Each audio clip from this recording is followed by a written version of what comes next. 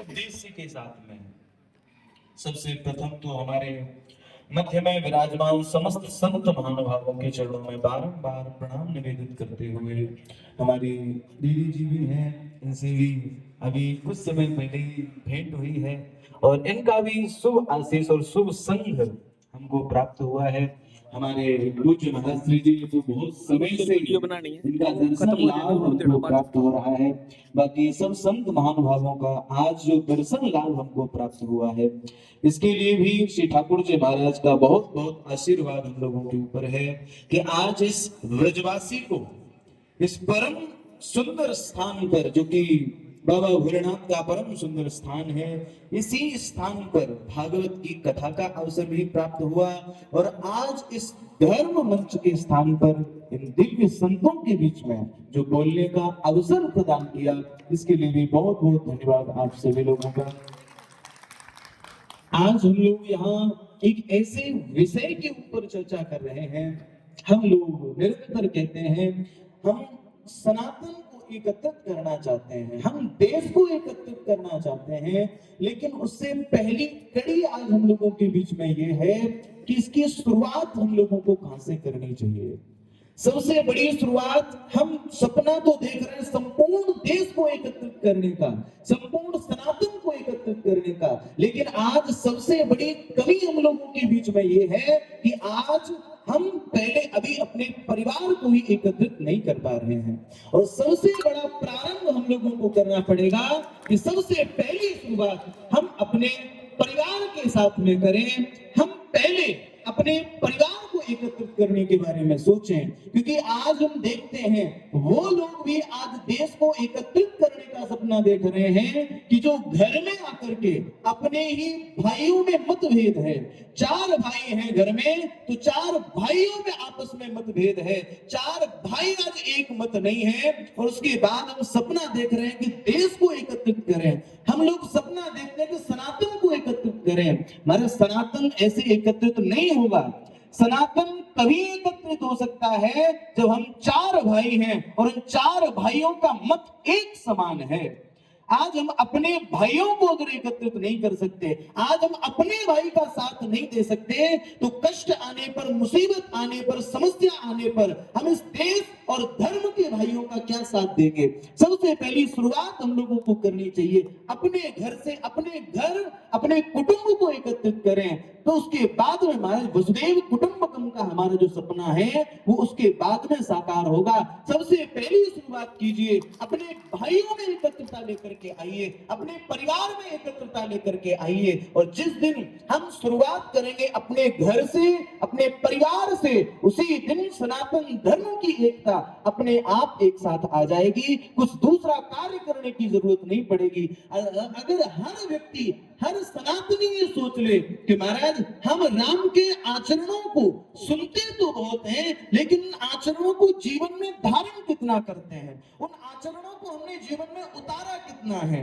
राम का आचरण, राम कथा महाराज हमको यही सिखाती है कि राम के जैसा बनो, राम के जैसा केवल महाराज नारे लगाने से, राम की यात्राओं में सम्मिलित होने से व्यक्ति राम के आचरणों को देश में नहीं उतारा जा सकता। सबसे पहले शुरुआत कीजिए अपने आप से कि हम अपने अंदर परिवर्तन लेकर के आए और राम के आचरणों को अपने जीवन में धारण करें, क्योंकि राम का आचरण मैंने ये नहीं सिखाता कि चार भाई हैं, चारों भाइयों में आपस में मनमुटाव है, चार भाई एक दूसरे का मुख देखना नहीं चाहते, और वो व्यक्ति भी जाकर के धर्म मंच पर हमारे देश एकत्रता का भाषण देते हैं, तो ऐसे भाषण से देश बदलने वाला नहीं है, ऐसे भाषण से हमारे एकत्रता आने वाली नहीं है। एकत्रता तभी आएगी जब महाराज हम एकजुट होकर के उस कार्य को करने के लिए तत्पर होंगे। और परिवार केवल महाराज, आज ये भाव कि परिवार केवल और केवल घर नहीं होता, परिवार केवल हमारे चार भाई परिवार नहीं है, हमारा चाचा, हमारा ताऊ ये परिवार नहीं है, हमारा परिवार है। हम जहां रहें, चार लोग हमारे साथ में रहते हैं, हम जहां काम करते हैं वहां के लोगों को भी जोड़ करके रखना, अपने योग्य बना करके रखना, उनके हिसाब से चलना, उनको अपने धर्म के लिए जोड़ करके रखना, ये भी महाराज हमारी संगठता का और एकमात्र प्रतीक है। हमको एकजुट होकर के अपने धर्म के लिए, अपने कार्य के लिए और अपनी जो भावना है उसको एकत्रता में परिवर्तित करना पड़ेगा। सबसे पहले अपने परिवार की महत्वता को जानना पड़ेगा कि परिवार होता क्या है। महाराज, ईंट से बना हुआ घर केवल घर हो सकता है, लेकिन वो घर परिवार तभी बनता है जब उसमें सब लोगों की धड़कन मिलकर के धड़कती है और एक साथ मिलकर के समृद्धता की ओर जाता है। क्योंकि चार भाई हैं, अगर चार भाई एकत्रित होकर के, चार भाई एकजुट होकर के कहीं बाहर निकलते हैं, चाहे महाराज 1000 शत्रु सामने आ जाएं, लेकिन फिर भी चार भाइयों को एक साथ दे करके 1000 शत्रुओं का महाराज दिल दहल जाएगा कि उसका भाई उसके साथ में है। राम कथा हमको यही सिखाती है। रावण पराजित हुआ किस कारण से? भाई ने साथ छोड़ दिया। राम विजयी हुए केवल किस कारण से? कि भाई ने साथ दिया।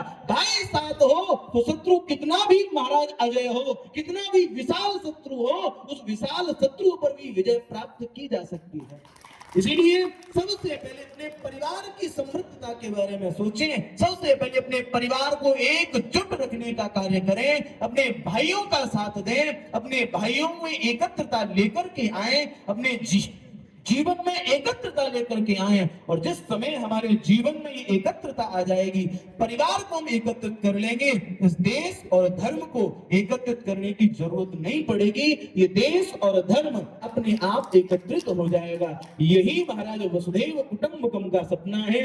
हम लोग आज उस धर्म मंच से ये संकल्प करें कि अपने भाइयों का साथ दें। अपने भाइयों पर समस्या आने पर, हम जिस गांव में रहते हैं वो गांव हमारा परिवार है, हम जिस स्थान पर रहते हैं वो स्थान हमारा परिवार है, हमारे आस पड़ोस रहने वाले हमारे भाई हैं, हमारे बंधु हैं।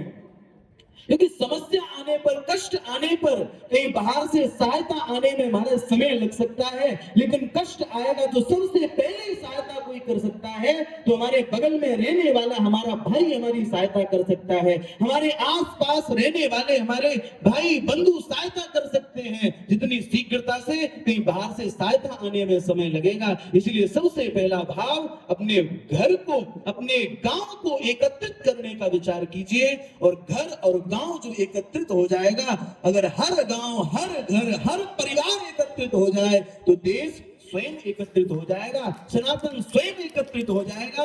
आपको कुछ करने की जरूरत नहीं पड़ेगी। इसलिए यही भाव धारण करें कि महाराज घर को एकत्रित करें, कुटुंब को एकत्रित करें और इस देश और धर्म को फिर एकत्रित करने की आपको जरूरत नहीं पड़ेगी। इसी के साथ में मैं आज की इस वाणी को विश्राम करता हूं। बोले शिवा के बिहारी लाल की। एक और भाव, राम भक्त के साथ ही अब कृष्ण भक्त भी डोलेगा तो कब्र में लेटा अकबर भी राधे राधे बोलेगा। बोली जय श्री राम, जय श्री राम, जय सनातन धर्म की। बोली वाके